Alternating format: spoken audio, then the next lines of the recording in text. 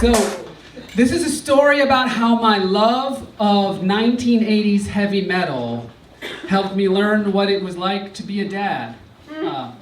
My wife and I are foster parents, and the thing about being foster parents that's different than being biological parents is that when you're a biological parent, right, you have a baby and the baby grows up, and you have kind of a lead time before you have to start parenting like a teenager or a pre-teenager, but not so much if you're a foster parent. If you're a foster parent, you get a phone call at about 2 o'clock in the afternoon, and by 6, you are parenting a child of whichever age the child is. And so that's what happened. There was one day at 6 o'clock, I am sitting in my kitchen with 2 kids, ages 11 and 13, they're sisters. And this was our first placement, so I was a dad for the first time. And I thought to myself, I don't know how to be a dad. What do I do? And so I thought, all right, I'll just kind of ask them about their lives, right? So I said, so you guys like school? And now I just realized I asked middle schoolers if they liked school, so you can kind of imagine what their answer was. They were like, well, no, it's trash. And I said, what does that mean? They said, that means it's bad. I was like, oh, yeah, okay, yeah, it's bad. Yeah, middle school. I was like, that makes sense. They said, cool, so do we have to go? And then I thought, yes. You have to go. And they said, okay. And I was like, okay, good, I got it, right? And then we have some authority. And I said, well, why don't you like to go? Like, what's so bad about middle school? And I remember thinking, well, if I remember, kind of everything. But like, what is so bad about it? And they said, well, the kids there aren't really like us, right? They don't like the kind of things that we like, and they don't like the music we like. I'm a big music person, so I was like, oh, music, yeah, cool. Like, well, what kind of music do you like? And they said, well, we like emo. And I said, oh, emo, yeah, you know, like sort of punk rock about feelings. I was like, I remember that. I was like, cool. I was like, well, play me like an emo song that you guys like.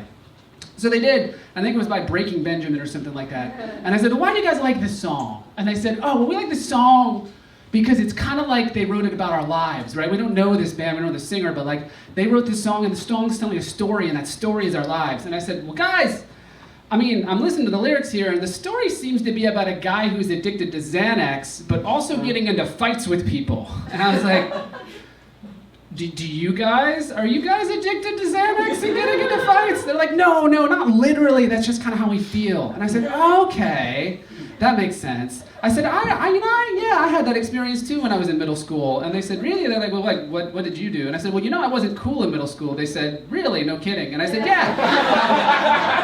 I said, I listen to a lot of heavy metal though. And they said, oh, they're like, we're not really familiar with that. Like, what's that? I was like, well, it's like emo, but instead of being sad, you're angry. And they're like, well, we're foster kids. We're super angry. So like, you should play us some. I was like, yeah, let's do it. So I played them Iron Maiden's seminal live album, Live After Death, which they recorded in the 80s. And if you ever have the opportunity to play Iron Maiden's Live After Death album to an 11-year-old and a 13-year-old, you really need to take it, because it's like a team of British scientists, right, and Iron Maiden designed an album that just speaks right to like the young teenage mind.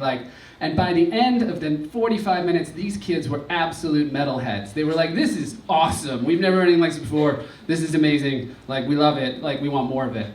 And so that's sort of how I parented, right? Like, most every day after dinner and homework, we had what I called music appreciation class, where we sat and watched like YouTube videos of metal and talked about like music. And these kids got to be really kind of music snobs, right? Like they liked Metallica, they liked Maiden. They thought AC/DC was kind of cheesy and misogynistic. They liked Dio's early stuff and not the later stuff. They were pretty sophisticated. And I said, look, if you're ready to join the community, I know some metal friends who might teach you how to play some chords or something. They said, yeah. And so I called up my friend Lev. The thing about my friend Lev is he doesn't like people, right? He's pretty much like a misanthrope. But I told him I've got some metalheads living in my house, and like they want to learn how to play. And he said like, cool, bring them over. And so he sat in the basement with these foster kids and like talked to them about like what it was like to grow up and be into music that people at school didn't like. Showed them how to play like some riffs and showed them how to bang on drums and told them, look, if you're into metal music, you're not cool, and it's not going to get better. You're not going to be cool. But nobody cares what you look like or like what your family situation is. They just care if you like the music and if you're honest to yourself. And it really like spoke to these kids. And as we were leaving that day, Lev starts packing up the drum kit. And I was like, what are you doing, man? He's like, yeah, I'm putting this in your car. You're taking this drum kit back. These kids are going to learn how to play the drums in your basement. It's going to be awesome. And a week later he calls me, he says, listen, I talked to some of my other metal friends and we found a better drum kit. That drum kit was crappy, like we got a better one, so bringing it over. And I was like, dude, I don't need 2 drum kits. Like this isn't gonna be like some sort of weird Rush Neil Peart situation in my basement. And he's like, nope, yep, it's happening. So I had 2 drum kits in my basement. And the kids went down there and banged on the drums a lot. And I said, kids, look, like if you're really interested in going to the next level, we can sign you up for the School of Rock summer camp, right? They've been with us for several months at this point. And I said, you can learn how to play, right? The people will teach you. And they said, oh, okay, like, yeah, we'll do it. So they spent a week learning how to play punk rock at School of Rock.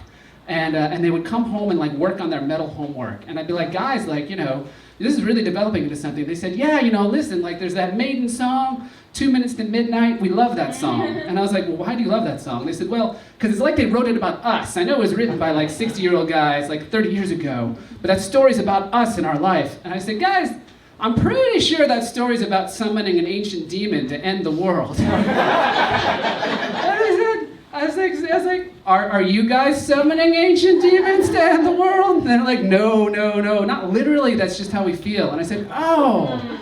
I said, okay, well just like take that and put that into the music, right? Like when you play, they play a show at the end of School of Rock at the end of the week. I was like, when you guys play the show, it doesn't have to be good, right? Just to be honest.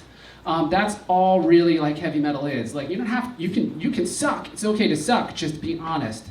And so on that Friday, when the show came around, I went to it and I'm waiting for the show to start and I'm like really nervous. And I remember thinking, man, like, why am I so nervous? And I thought, well, these kids put so much work and energy into this. This is so their thing. And I know, you know, maybe they will be good, maybe they won't be good, but I just hope that this is something that gives them like a release and an outlet. And the lights went down and the kids went out on stage with their friends from metal camp. And they just brought the house down. It was amazing. Like all this energy and frustration was just projected out there. And it was this force that like everybody was blown away and loved it. And afterwards, I told them, I was like, guys, I am so proud of you. Like that was so metal. And like, there's just the highest compliment in metal.